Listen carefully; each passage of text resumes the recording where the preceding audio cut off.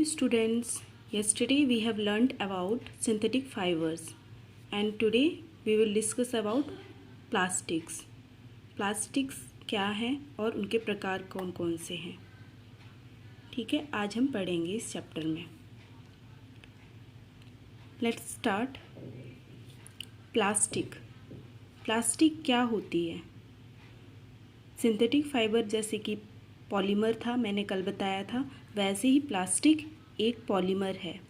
Polymer meaning मैंने आपको कल ही बताया था। पॉलीमर क्या होता है?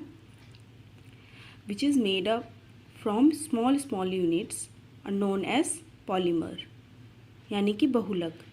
सिंथेटिक फाइबर भी बहुलक था और प्लास्टिक भी बहुलक है, तो it is also a type of polymer. On melting it or heating it, it could be molded into any shape. Plastic को क्या करेंगे? प्लास्टिक को जब हम हीट करेंगे तो वह किसी भी आकार में परिवर्तित किया जा सकता है। उसे क्या बोलेंगे? प्लास्टिक बोलेंगे। प्लास्टिक को जब भी हीट देंगे या फिर गर्मी देंगे या फिर ताप देंगे तो प्लास्टिक किस में बदल जाएगा? किसी अन्य आकार में बदल जाएगा। तो प्लास्टिक क्या है? सबसे पहले प्लास्टिक एक बहुलक है और इसे किसी भी आकार में बदला जा सकता है। मोल्डेड मीन्स विकृत। सेकंड, यह हर आकार में ढाला जा सकता है इसे, या फिर ये भी बोल सकते हैं इसे हर आकार में ढाला जा सकता है। प्लास्टिक एक ऐसी वस्तु है जिसे हर आकार में ढाला जा सकता है और यह क्या है? यह एक बहुलक का प्रकार है। यह एक बहुलक है जो कि छोटी छोटी इकाइयों से मिलकर बना है, उसे बोलते हैं बहुलक। और स्मॉल स्मॉल यूनिट से जो स्ट्रक्चर बनता है उसे बोलते हैं polymer. In English we will say polymer and in Hindi बहुलक। थर्ड पॉइंट, बाल्टी, कुर्सी, मग्गा आदि अधिकतर वस्तुओं में प्लास्टिक उपयोग में किया जाता है।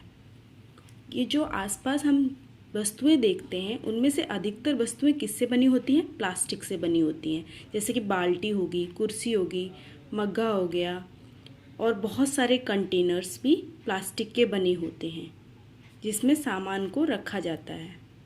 ठीक है, इसकी इकाइयों की व्यवस्था कैसी होती है?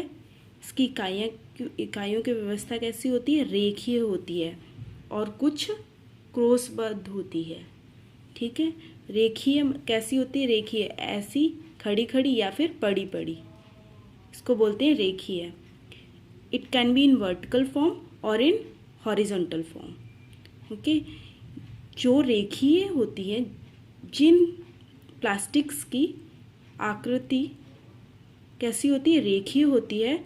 वह वस्तु कैसी होती है? ज़्यादा हार्ड नहीं होती, ज़्यादा कठोर नहीं होती है। और जिस प्लास्टिक की या फिर कोई भी वस्तु जिसकी आकृति किस आधार पे होती है? क्रॉसबद्ध होती है। मतलब जब हॉरिजॉन्टल और वर्टिकल दोनों आपस में क्रॉस करते हैं, काटते हैं एक दूसरे को, तो ऐसी रेखाएं कैसी होती हैं? क्रॉसबद्ध कहलाती हैं। ठीक है, तो it can be in form of crossword. और यह क्या होती है? जो ऐसी रेखा जो जिस वस्तुओं का आकृति या फिर आकार या फिर स्ट्रक्चर कहेंगे ऐसा होगा, तो वह कैसी होगी? वह बहुत कठोर होगी। वह वस्तु कैसी होगी? कठोर होगी। और जिनका आकार ऐसा होगा, जिनकी व्यवस्था इस तरीके से होगी, वह कैसी होंगी? वह ज़्यादा हार्ड नहीं होगी इसके कंपैरेटिवली। ये ज़्यादा हार्ड होगी, ये ज़्यादा कठोर होगी और ये ज़्यादा कठोर नहीं होगी। ठीक है, अब हम पढ़ते हैं प्लास्टिक्स के प्रकार। ये प्लास्टिक्स के बारे में थोड़ा सा डिस्क्रिप्शंस मैंने दे दिया है। अब हम पढ़ते हैं प्लास्टिक के प्रकार कौन कौन से होते हैं। प्लास्टिक के प्रकार कौन से होते हैं? दो टाइप के होते हैं, एक थर्मोप्लास्टिक और एक thermosetting. Now let's learn about thermoplastic and thermosetting. What are thermoplastic and what are thermosetting? Thermoplastic क्या होता है और थर्मोसेटिंग क्या होता है वो हम पढ़ते हैं। थर्मोप्लास्टिक और थर्मोसेटिंग में क्या अंतर है? वह भी हम देखेंगे। ठीक है, थर्मोप्लास्टिक कैसी होती है? थर्मोप्लास्टिक एक प्लास्टिक है जो कैसी होती है, कोई भी आकार की जो प्लास्टिक है उसको एक अगर पिघलाएंगे, इसको गर्मी देंगे, ठीक है, इसको गर्म करेंगे, इसको हीट देंगे तो उसे दूसरे आकार में बदला जा सकता है। फिर जब हमें ये आकार पसंद नहीं आएगा तो हम इसको और दूसरे रूप में बदलना चाहेंगे तो हम उसे फिर से गर्मी देंगे तो इस आकार में आ जाएगा। मतलब पहले कोई भी प्लास्टिक का एक टुकड़ा था, वो कैसा था, रेक्टेंगुलर था, उसको हमने ट्रायंगल में बनाया, त्रिभुज में बना दिया गरम करके, वह त्रिभुज में बन गया। फिर हमने सोचा हमें त्रिभुज में नहीं चाहिए, हमें तो सर्कल में चाहिए, गोलाकार में चाहिए, तो हम फिर से इसको हीट करेंगे तो कैसा बन जाएगा, फिर से वो गोलाकार में बन जाएगा। जिस आकार में हम बदलना चाहते हैं या फिर जिस आकार में हमें ढालना है, तो ऐसी प्लास्टिक को क्या बोलते हैं, थर्मोप्लास्टिक।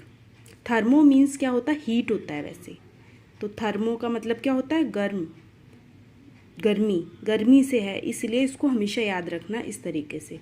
थर्मोप्लास्टिक मतलब जब हम गर्मी देंगे तो हम किसी भी प्लास्टिक की वस्तु को दूसरे आकार में बदल सकते हैं बार बार, उसे क्या बोलते हैं, थर्मोप्लास्टिक। और थर्मोसेटिंग में क्या होता है, जब हम किसी भी ये आकार है, इस आकार के वस्तु को हम बदलना चाहेंगे त्रिभुज में, तो हम बदल देंगे, एक बार तो बदल देंगे, गर्मी देंगे और इसे गर्म करके हम पिघला के हम कैसा बना देंगे, त्रिभुज बना देंगे। फिर हम चाहेंगे कि फिर से इसको हम पिघलाएं, अब हम गोलाकार में करते हैं इसको, तो वो गोलाकार में नहीं होगा, एक बार होगा, ये बार बार नहीं होगा। मतलब हम किसी भी वस्तु को बार बार अलग अलग आकार में ढाल नहीं सकते हैं। ठीक है, उसे बोलते हैं थर्मोसेटिंग। जो पहले से ही सेटल्ड है उसको बोलेंगे थर्मोसेटिंग। और थर्मोप्लास्टिक जिसे हम बार बार बदल सकें। ठीक है, तो अंतर पता चला। तो इसकी डेफिनेशन क्या होगी वो देखते हैं। ये फ्लेक्सिबल होता है और दूसरा इसका क्या होता है, ये फ्लेक्सिबल मतलब लचीला, ये लचीला होता है और ये लचीला नहीं होता है, ये अंतर है दोनों में। ठीक है, तो थर्मोप्लास्टिक को क्या बोलेंगे, plastic which can be softened repeatedly by heating and can be molded into different shapes again and again. Again and again word है वो बहुत इम्पोर्टेंट है। मतलब ऐसी प्लास्टिक जिन्हें पिघलाकर या फिर गर्मी देकर बार बार नरम करके विभिन्न या अलग अलग प्रकार की आकारों में ढाला जा सके, ऐसे प्लास्टिक को क्या बोलते हैं, थर्मोप्लास्टिक। और थर्मोसेटिंग किसे बोलते हैं वो हम बाद में पढ़ेंगे। थर्मोसेटिंग क्या बोलते हैं, पहले इसके एग्जांपल्स देख लेते हैं। इसके एग्जांपल्स, इसके उदाहरण कौन कौन से होते हैं। पॉलीथीन क्या है, एक थर्मोप्लास्टिक है, क्योंकि हम इस पॉलीथीन को कितनी बार भी पिघलाएंगे वह क्या होगी, सख्त नहीं होगी, वो नरम होती जाएगी और हम जैसा आकार देना चाहते हैं वैसा हम दे सकेंगे। ठीक है, पॉलीथीन को हम अलग अलग आकार में ढाल सकते हैं पिघलाकर, तो पॉलीथीन क्या हुई, थर्मोप्लास्टिक हुई। एक होती है पीवीसी, उसको बोलते हैं पॉलीविनाइल क्लोराइड, इसको भी लर्न करना। ये भी ऐसी होती है पॉलीथीन की तरह, जिसे हम पिघलाकर बार बार अलग अलग आकार में ढाल सकते हैं। ठीक है, फॉर एग्जाम्पल टॉयज़, खिलौने को भी अगर खिलौनों को गर्म करेंगे और गर्मी देंगे, गर्मी के बाद उसे पिघलाएंगे और पिघलाकर दूसरा प्रकार का खिलौना बनाना चाहेंगे तो बना सकते हैं। वैसे ही कंघी भी प्लास्टिक की होती है, उसको भी पिघलाकर हम दूसरा आकार दे सकते हैं। और बहुत सारे वेरियस टाइप्स ऑफ कंटेनर्स, जो कंटेनर्स होते हैं जिसमें आटा रखते हैं, आटा रखने के कंटेनर्स होते हैं, अचार रखते हैं, और बहुत सारे प्लास्टिक के जो कंटेनर होते हैं जिसमें सामान रखा जाता है, किचन के जितने भी बर्तन हैं उन सब प्लास्टिक के बर्तनों को क्या पिघलाकर कैसा बना सकते हैं, अन्य आकार में परिवर्तित कर सकते हैं। ऐसे प्लास्टिक को क्या बोलते हैं, थर्मोप्लास्टिक।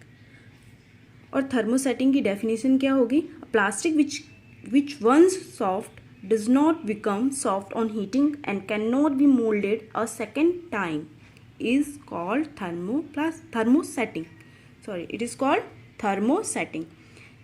इसमें इम्पोर्टेंट क्या है, सेकेंड टाइम उसको अगेन एंड अगेन कर सकते हैं और इसको दूसरी बार के बाद नहीं कर सकते हैं, या क्या नहीं कर सकते हैं, उसको ढाल नहीं सकते हैं।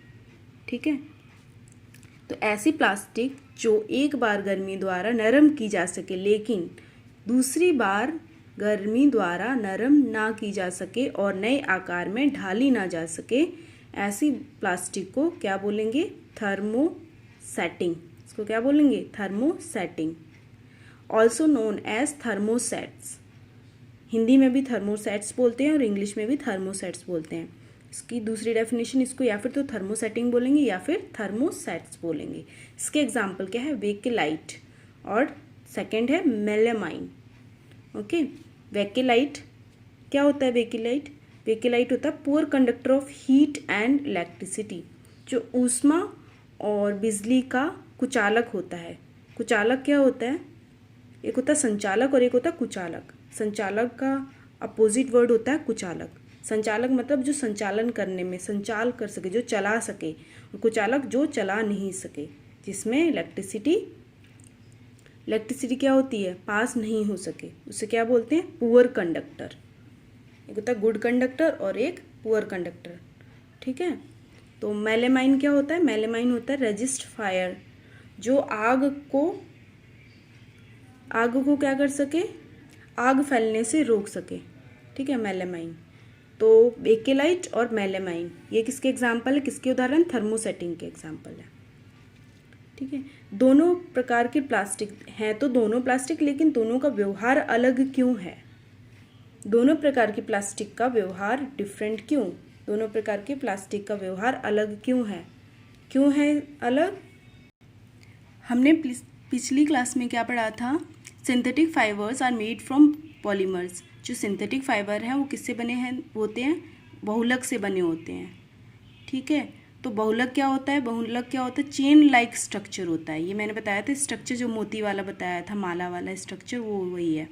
तो ये क्या है, चेन लाइक स्ट्रक्चर, चेन जैसी बना के रखते, एक चेन जैसे ही जा रही है ना, ऐसे एक के साथ एक के साथ स्मॉल यूनिट्स अटैच्ड होती हैं। ठीक है, इनको क्या बोलते हैं, पॉलीमर्स। तो सिंथेटिक फाइबर्स क्या होते हैं, पॉलीमर्स होते हैं। वैसे प्लास्टिक भी पॉलीमर्स होती है, तो प्लास्टिक का भी कैसा शेप होगा, ऐसा होगा, ऐसे चेन बनाएंगे। ठीक है, तो दोनों की स्ट्रक्चर्स की आकृति का आधार होता है वो अलग अलग होता है। जो थर्मोप्लास्टिक का अलग होता है स्ट्रक्चर दोनों, और थर्मोसेटिंग का स्ट्रक्चर अलग होता है। ठीक है, स्ट्रक्चर व्यवस्था, जो पॉलीमर्स की व्यवस्था है वो दोनों के आकृति के आधार वो कैसा होता है, थर्मोप्लास्टिक में ऐसा होता है, ये एक चेन होती है, ये एक चेन, ये दूसरी चेन, ये तीसरी चेन, ये एक के ऊपर एक ऐसे चेन जाती हैं। ठीक है, लेटी होती है समझ लो। और इनका कैसा होता है स्ट्रक्चर, इनका होता है कि एक चेन दूसरी चेन को क्रॉस करेगी। ठीक है, क्रॉसबद्ध तरीके से ऐसे काटेगी, एक चेन एक दूसरे को काट रही है। ठीक है, तो ये लीनियर फॉर्म में होता है और ये क्रॉसवर्ड फॉर्म में होता है। जब हीट करते हैं तो चेन आपस में क्या करती है, स्लाइड करेगी। जब हम हीट देंगे, इसको गर्मी देंगे, जैसे कि ये बाल्टी है, बाल्टी के अंदर का स्ट्रक्चर, बाल्टी के अंदर की व्यवस्था कैसी होगी, ऐसी होगी, एक चेन दूसरी चेन तीसरी चेन। ठीक है, जब हम इसको गर्म करेंगे तो क्या होगा, एक चेन दूसरी चेन के क्या होगी, स्लाइड, फिसल जाएगी, एक दूसरे को ऐसे फिसल के जाएगी पैरेलली। ठीक है, ये इस तरफ जाएगी और ये वाली चेन इस तरफ आएगी, तो क्या होगा, दोनों के बीच में गैप आ जाएगा। ठीक है, दोनों के बीच में क्या आएगा, दूरी आ जाएगी। तो दूरी आने पर वह प्लास्टिक, वह बाल्टी क्या हो जाएगी, पिघल जाएगी। ठीक है, नरम हो जाएगी, जिससे कि दूसरे आकार हम दे सकें। ठीक है, तो ये क्या होगी, थर्मोप्लास्टिक है ना, इसीलिए इनका व्यवहार ऐसा है, ये जल्दी नरम हो जाती है। और ये थर्मोसेटिंग का क्या होता है, थर्मोसेटिंग में जो हार्ड जो सब्सटेंसेस हैं, जो फैक्ट्रीज में बहुत सारी जो प्लास्टिक का जहाँ पे उपयोग किया जाता है, वो प्लास्टिक क्या करती है, वो एक दूसरे को चेन काट रही है। तो इसमें क्या होगा, जब इसको गर्म करेंगे तो ये जल्दी से नरम नहीं होगा। क्यों नहीं होगा, क्योंकि इन्होंने आपस में ब्लॉकेज बना रखा है, इन्होंने आपस में टाइट से पकड़ रखा है एक दूसरे को। तो इनको चाहे कितना भी गर्म कर लो, तो बहुत देर तक जब गर्म करेंगे तो थोड़ा सा इधर उधर होगी इसका डिस्प्लेसमेंट, लेकिन वहीं पे फिक्स्ड रहेगी, ये एक दूसरे के ऊपर नहीं भागेगी इधर उधर। तो इनके बीच में गैप जल्दी से आता नहीं है, इसलिए इन वस्तु को क्या किया जाता है, सिर्फ एक बार गर्म करके एक आकार में बदला जा सकता है, दूसरे आकार में बदला नहीं जा सकता, और ये जल्दी से नरम नहीं होती है as compare to thermoplastic. Thermoplastic के तुलना में इसको जल्दी से नरम नहीं किया जा सकता। क्यों नहीं किया जा सकता?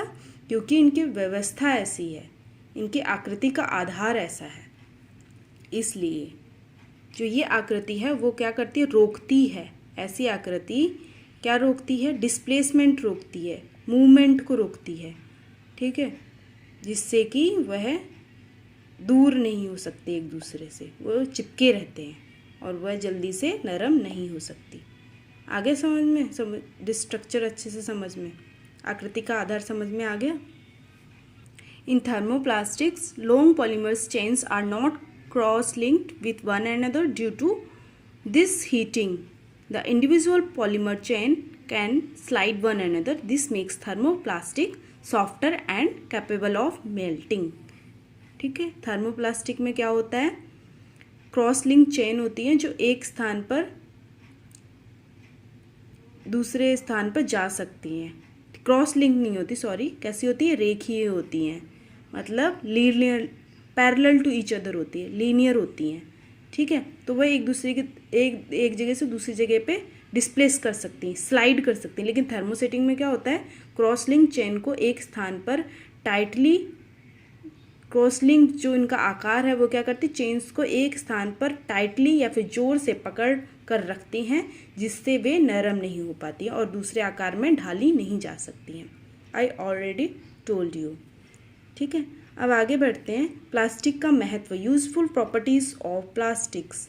प्लास्टिक्स की महत्व क्या है, ठीक है, इससे फ़ायदा क्या है, इससे फ़ायदा क्या है, इन वस्तुओं का उपयोग करने से फ़ायदा क्या है प्लास्टिक से बनी हुई वस्तुओं का, वो देखते हैं। First, these are chemical inactive.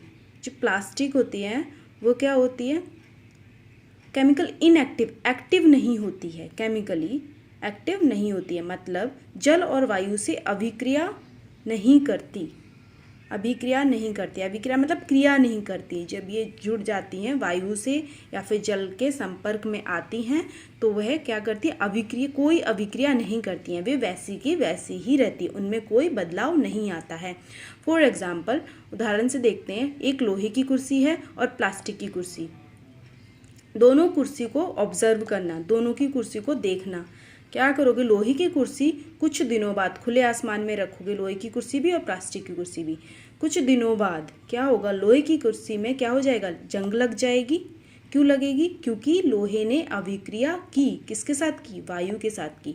वैसे प्लास्टिक की कुर्सी को जब हम देखेंगे तो जंग नहीं लगेगी। क्यों नहीं लगेगी, क्योंकि प्लास्टिक कभी भी अभिक्रिया नहीं करती, कोई भी क्रिया नहीं करती है।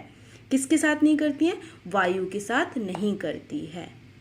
अंडरस्टूड, ठीक है। हम तो इसलिए हम कह सकते हैं कि प्लास्टिक्स आर केमिकली इनएक्टिव, या फिर प्लास्टिक जल और वायु से अभिक्रिया नहीं करती है। सेकेंड पॉइंट हम पढ़ते हैं, प्लास्टिक क्या होता है। प्लास्टिक का दूसरा महत्व क्या होता है, हल्का, प्रबल और परिस्थायी और सस्ता। प्लास्टिक हल्का होता है, प्रबल होता है और परिस्थायी होता है और सस्ता होता है, ठीक है। प्लास्टिक कैसा होता है, जैसे लोहे की पाइप को देख लो फॉर एग्जांपल। अब लोहे की पाइप को देखते हैं और प्लास्टिक की पाइप को देखते हैं। लोहे की पाइप कैसी, पतली है, और प्लास्टिक की पाइप क्या होती है, भारी, मतलब साइज़ में बड़ी है, ठीक है। ये साइज़ में बड़ी होने के बावजूद भी बहुत हल्की होगी। आप ऑब्जर्व करोगे, आप नोटिस करोगे, देखोगे, कभी भी लोहे की पाइप पतली लोगे और एक तरफ लोगे बड़ी सी पाइप जो मोटी होगी बहुत ज़्यादा आकार में, मोटी वाली आकार में कैसी होगी प्लास्टिक, जब वजन नापोगे तो ये हल्की होगी पकड़ने में और ये भारी होगी। इसको एक स्थान से दूसरे स्थान में ले जाने में बहुत बहुत क्या होगी, मेहनत लगेगी, यानी कि परिस्थायी है ये। और जो ये प्लास्टिक है ये परिस्थायी नहीं है, और ये क्या है, प्लास्टिक है जिसको एक स्थान से दूसरे स्थान में ले जाने में आसानी होगी, ठीक है। तो ये क्या है, यह वस्तु प्लास्टिक की जो बनी हुई है वो क्या है, परिस्थायी है, ठीक है। और लोहे की पाइप हमेशा महंगी आएगी और प्लास्टिक की पाइप हमेशा सस्ती आएगी। हल्की होती है, प्रबल होती है और परिस्थायी होती है और सस्ती होती है। समझ में आ गया? इसलिए इसका महत्व है। क्यों है वो मैंने बता दिया। अब दूसरा पॉइंट पढ़ते हैं। प्लास्टिक बिजली का कुचालक होता है। कुचालक, संचालक, एक होता है संचालक, एक होता है कुचालक। संचालक में क्या होता है? चलना। संचालक चलना, या फिर करंट, बिजली, बिजली को करंट बोलते हैं। तो करंट क्या होता है? संचालक होता है, चलता है, ठीक है। और कुचालक, प्लास्टिक बिजली का कुचालक होता है। प्लास्टिक क्या होता है? बिजली का कुचालक होता है, जिससे कि हमें करंट नहीं लगता है, जिसको पकड़ने पे हमें करंट नहीं लगता है। तो इसका फ़ायदा क्यों है, कैसे देखते हैं। जैसे कि हम देखेंगे बिजली का तार। बिजली के तार की जो कवर होती है वो किसकी बनी होती है? प्लास्टिक की। और वो जो तार होते हैं, जो मेन तार होते हैं, उसके अंदर जब हम खोलते हैं, जिसमें स्विच में लगाते हैं, बल्ब में या फिर स्विच में, तो हम क्या करते हैं, उन तारों को अगर कनेक्ट करेंगे तो उसमें क्या होगा? लोहे की बनी होती है। लोहे नहीं, मेटल होता है। वो क्या होता है? मेटल, ठीक है। जब हम बोलते हैं नेक्ड वायर्स को छूने से या फिर नंगी तारों को छूने से करंट लगता है। जब हम तार को, खाली जो तार होगा जिसमें प्लास्टिक नहीं होगी, उसको छुएंगे तो क्या होगा? हमें करंट लगेगा, ठीक है। लेकिन जो प्लास्टिक, जहाँ जहाँ पे प्लास्टिक होगी, प्लास्टिक से कवर किया हुआ तार होगा, वो क्या होगा? वो सुरक्षित होगा, उसमें करंट नहीं लगेगा। मतलब अगर हम यहाँ पे पकड़ेंगे, यहाँ से हम पकड़ेंगे किसी भी तार को तो हमें करंट लगेगा। जब हम प्लास्टिक वाली साइड से पकड़ेंगे तो हमें करंट नहीं लगेगा। तो उसको क्या बोलते हैं? कुचालक। प्लास्टिक बिजली का कुचालक होता है। तो ये भी फ़ायदा ही है। अगर प्लास्टिक का कवर नहीं होगा तो हमें करंट लग सकता है, ठीक है। वैसे ही फोर्थ पॉइंट है, प्लास्टिक ऊष्मा का कुचालक होता है। जैसे बिजली का होता है कुचालक, वैसे ही ऊष्मा का कुचालक होता है। तो इसका क्या महत्व है? जैसे कि हमने किचन में देखी होगी कढ़ाई, ठीक है। कढ़ाई को हम हीट देते हैं, हीटर पे रखते हैं। तो कढ़ाई का जो बीच वाला जो मटेरियल होता है जिसमें सब्जी बनेगी, जो गहराई में होता है, कढ़ाई का जो बर्तन होता है वो कैसा होता है? लोहे का बना होता है। और वो होना भी चाहिए, क्योंकि लोहा गर्म जल्दी हो जाता है। तो लोहा क्या है? गुड कंडक्टर ऑफ हीट है, ठीक है। क्या है? संचालक है। तो वो संचालक चाहिए, क्योंकि ताकि वह सब्जी को भी गर्म कर सके, उसमें रखी हुई सब्जी को गर्म कर सके। लेकिन जो उसके हैंडल होते हैं वो कैसे होते हैं? प्लास्टिक के होते हैं। लोहे के भी होते हैं, कोई कोई कढ़ाई कैसी होती है? लोहे की भी होती है। लोहे के जो हैंडल होंगे कढ़ाई के, जब सब्जी गर्म होगी तो उसको पकड़ के देखना, और एक प्लास्टिक की जिसकी हैंडल होगी, जिस कढ़ाई की, उसको पकड़ के देखना। जो प्लास्टिक वाली होगी वो गर्म नहीं होगी, ठीक है। लेकिन जो लोहे की होगी हैंडल, वो कैसी होगी? गर्म होगी, ठीक है। तो हैंडल्स कैसे होने चाहिए? ज़्यादातर प्लास्टिक के होने चाहिए, क्योंकि प्लास्टिक ऊष्मा का कुचालक होता है। लास्ट इम्पोर्टेंस क्या होता है?